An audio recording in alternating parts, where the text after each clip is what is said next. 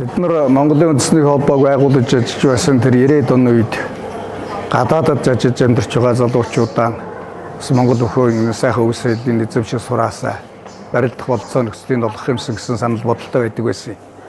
Гэтэл одоо Европт ажиллаж амьдарч байгаа маш олон залуучууд байна. Тэдний маань дунд Францад улсад байгаа одоо Монголын үндэсний холбооны гадаад Европ дахь салбар холбоо гэж байгууллага үүсч байгуулагдаад маш сайн ажиллаж байгааг юм олж мэдлээ. Тэгээд их баяртай байна.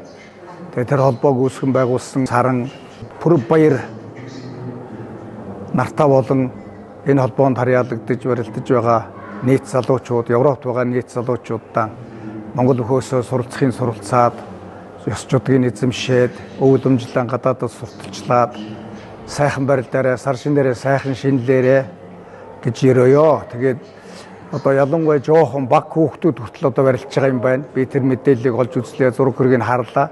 Тэгжил багаасаа хүчин юмыг мэдэрч ойлгож ухаарч авдаг. Тэр одоо жоохон хүүхдүүдтэй бас ирээдүйн сайхан бөхчүүд болоорой. Та нарын чи их оронч нь бас харж байгаа шүү гэж хэлдээ дээ. Тэгээд одоо сайхан бүхнийг хүсээ, сайхан шинэлээрээ.